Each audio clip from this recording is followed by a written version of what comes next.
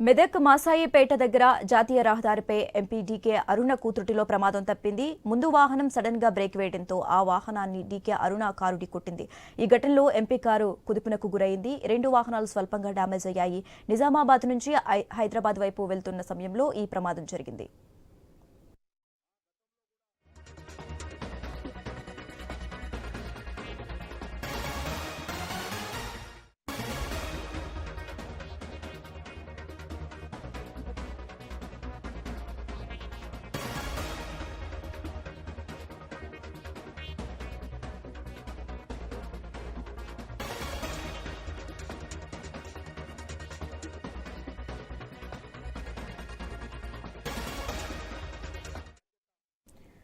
మెదక్ మాసాయిపేట దగ్గర జాతీయ రహదారిపై ఎంపీ డీకే అరుణకు త్రుటిలో ప్రమాదం తప్పింది.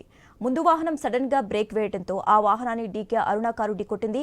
ఈ ఘటనలో ఎంపీ కారు కుదుపునకు గురైంది. 2 వాహనాలు స్వల్పంగా డ్యామేజ్ అయ్యాయి. నిజామాబాద్ నుంచి హైదరాబాద్ వైపు వెళ్తున్న సమయంలో ఈ ప్రమాదం జరిగింది. ఈ ప్రమాదానికి సంబంధించి మోర్ అప్డేట్స్ మా ప్రతినిధి సునీల్ ఫోన్ ద్వారా అందిస్తారు. సునీల్,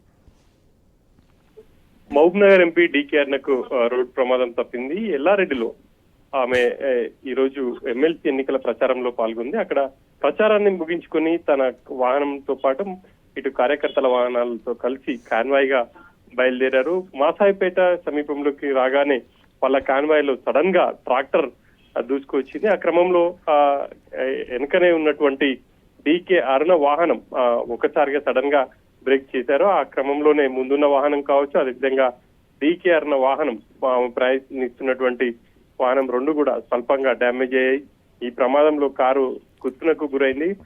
అందులో ఉన్నటువంటి వ్యక్తులకు పెద్దగా ఎవరికి కూడా గాయాలు కానట్టుగా కూడా తెలుస్తుంది. దీనికి సంబంధించి డీకే గారిని కూడా ఒక స్టేట్మెంట్ అయితే రిలీజ్ చేశారు. తాను క్షేమంగానే ఉన్నాను, కార్యకర్తలు కావచ్చు, పార్టీ నేతలు ఎవరు ఆందోళన చెందాల్సిన అవసరం లేదు. తాము కాన్వాయ్ గా వస్తున్న సందర్భంలోనే సడన్ గా ఒక వెహికల్ వచ్చింది. ఆ క్రమంలోనే బ్రేక్ వేయడంతో ఈ ప్రమాదం చోటు చేసుకుంది.